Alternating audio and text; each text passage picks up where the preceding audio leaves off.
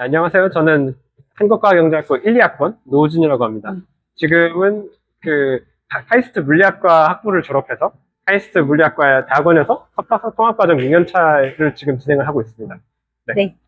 제가 지금 전공하고 있는 분야는 지금 인테그레이티드 포토닉스라는 분야가 일단 들어가 있거든요. 광학에서는 어떤 광학 테이블 위에다가 광학 컴포넌트를 배치해서 그걸 가지고 이제 실험을 하는 것을 목표로 하고 있는데, 그리고 그런 것들을 이제 작은 칩, 반도체 사이즈의 작은 소자에다가 내부에다가 도파로 같은 것들을 사용해서 구현을 하는 쪽이 인테그레이티드 포토닉스라는 분야입니다. 그 중에서도 저희 연구실 같은 경우에는 비선형 물질이라고 하는 물질을 통해서 인테그레이티드 포토닉스를 하는 것을 목표로 하고 있습니다. 비선형 물질 같은 경우에는 이제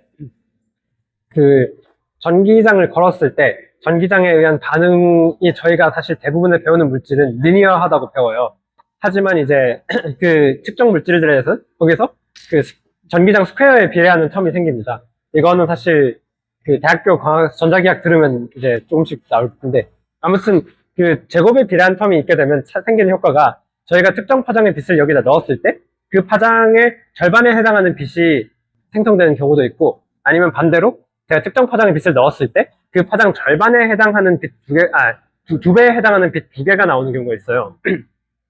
이걸 이용해서 저희가 할 수 있는 것이, 저희가 원하는 특정 파장의 빛이 만들기 어려웠을 때 그것을 생성하는 일도 할 수 있고, 그 이외에도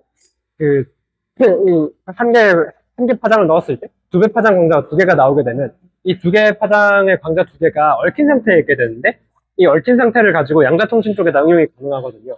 일단 얽힌 상태에 대해서 좀 더 설명해 줘야 될 것 같습니다. 네, 알겠습니다.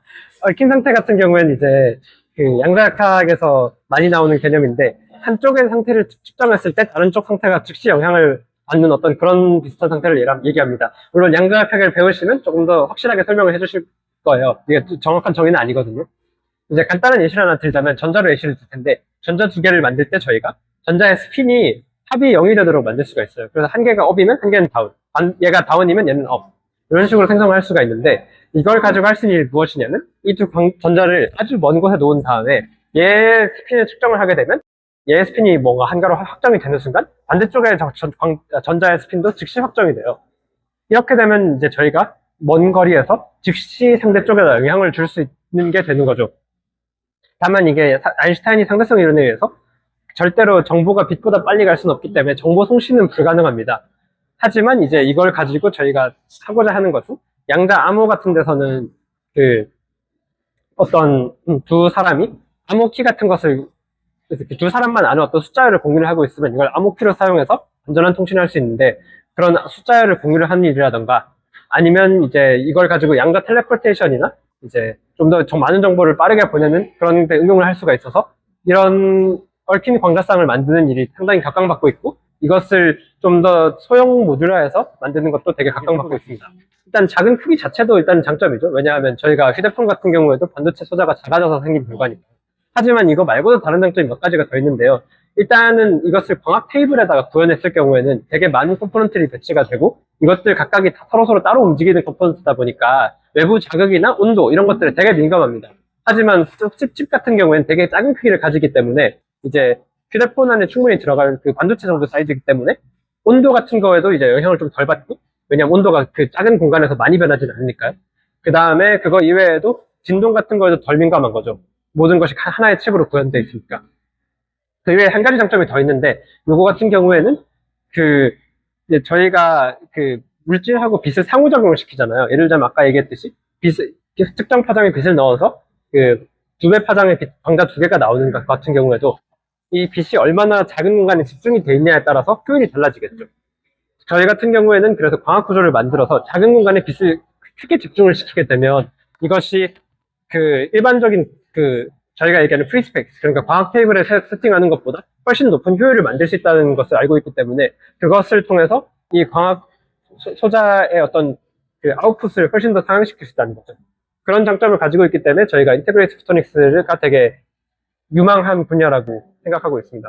생각할 수 있게는 최대한 풀어서 얘기를 해봤는데, 사실 학부생 입장에서는 그렇게 재미있는 분야는 아닐 것 같긴 합니다만은, 양자역학 재밌으니까 양자역학 재밌게 들었으면 좋을 것 같아요. 지금 하고 있는 것이 이제 반도체 상으로 저희가 레조네이터라고 부르는 구조가 있거든요. 공진기라고 한국말로 하는데, 이제 예를 들자면, 빛을 도파로라고 하면 될까? 이제 직사각 형태의 단면을 가지고 이렇게 물질을 생성하게 되면 빛을 여기 쐈을 때 내부로 흘러가는 빛이 많아요. 외부의 로스가 되게 적어집니다. 그런데 이런 것을 가지고 어떤 운동장 형태의 이렇게 구조를 만들면 그렇게 되면 이제 빛이 이 안에서 돌겠죠. 그렇게 되면 이제 저희가 넣어준 빛에 대비해서 훨씬 센 빛이 안에 집중이 되게 되는데 그거를 가지고 저희가 광학 구조의 효율을 높일 수가 있는 거죠. 그래서 제가 연구하고 있는 것은 블랙까지 그것은 이제 그런 구조에다가 저희가 사용한 비선형 물질을 결합을 해가지고 그래서 그걸 가지고 양자 통신에 필요한 어떤 얽힌 광자쌍을 높은 효율로 만드는 것까지가 일단은 저희가 지금 진행하고 있는 연구입니다. 저희가 지금 사용하는 건 리튬 나이트라고 하는 물질인데 이게 원래는 되게 액세스가 어려웠는데 2019년 정도부터 이게 반도체 웨이퍼 형태로 팔기 시작했어요. 그래서 이제 그때부터 이쪽 분야가 연구가 되게 활발해져서 저희 인테그레이티드 포토닉스 쪽에서는 그 물질 사용하면 거의 논문이 한 단계 높은 저널에 투고가 될 정도로 되게 좀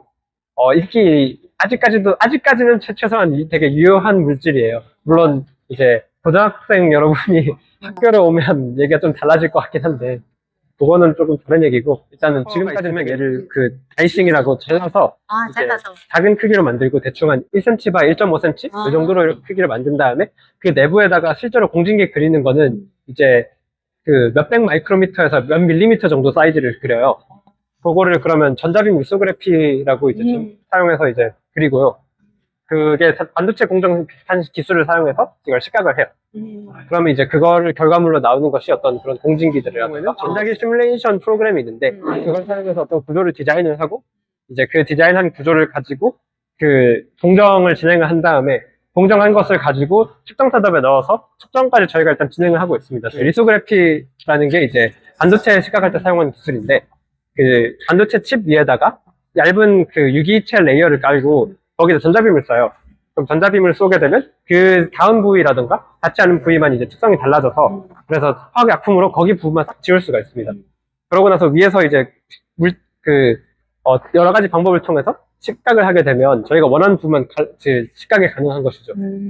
그런 과정을 통해서 만들고 있는데 저희 같은 경우는 리소그래피 자체는 이제 리소그래피 장비가 전자현미경이다 보니까 좀 많이 비싸요. 그래서 그거 같은 경우에는 근처에 있는 전자통신연구원 도움 받고 있고요. 그거 제외하고는 이제 저희가 저희 연구실에 있는 저희 연구실 사용 가능한 장비들을 사용해서 그거를 직접 식각을 하고 있습니다. 좀 어려운 질문이긴 한데 재밌는 부분도 있고 재미없는 부분도 있는 것 같은데 결국에는 본인이 뭐 어떤 걸 좋아하고 어디까지는 내가 재미있게 느낄 수 있겠다. 어디부터는 내가 재미있게 느낄 수 없겠다. 이런 것들을 빨리 파악해서 하는 게 되게 중요한 것 같아요. 사실 그래서 저는 개인적으로는 학부 때 이제 개발 연구를 여기저기 여러 가지 연구실을 하면서 여기까지는 내가 재미를 가질 수 있겠다라던가 여기까지는 내가 좀 재미는 없어도 요거는 내가 좀 결과물을 봤을 때 할 수 있겠다. 이런 것들을 판단을 되게 빨리 하는 것이 되게 행복한 대학원 생활 내지는 빠른 도주를 위해서 되게 중요하다고 생각합니다. 가장 보람 있었던 순간? 보람 있었던 순간이랄까? 아무래도 실험 결과 잘 나오면 제일 기분 좋은 것 같고요. 그건 어쩔 수 없는 것 같고. 저 같은 경우는 측정 쪽이 더 재밌는 것 같다고 느끼긴 합니다. 공정보다는. 그리고 이제 그냥 연구실에서 같이 노는 것도 되게 재밌게 돼요. 연구실 사람들도 되게 다 좋은 사람들 만나면 되게 행복한 연구실 생활 보낼 수 이제 있어요. 마지막으로 후배들한테 한마디.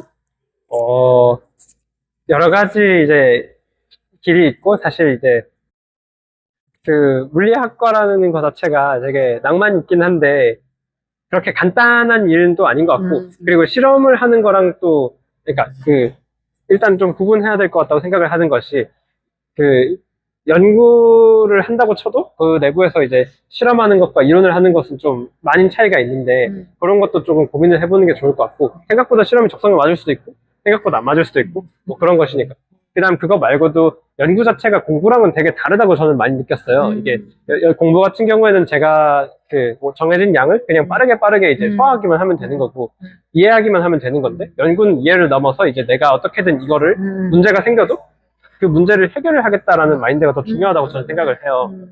근데 이제 그런 것들을 생각을 해서 본인 적성이 어딘지 좀 빠르게 찾아서 본인이 행복할 수 있는 길을 찾아가는 게 좋다고 생각합니다. 화이팅! 자,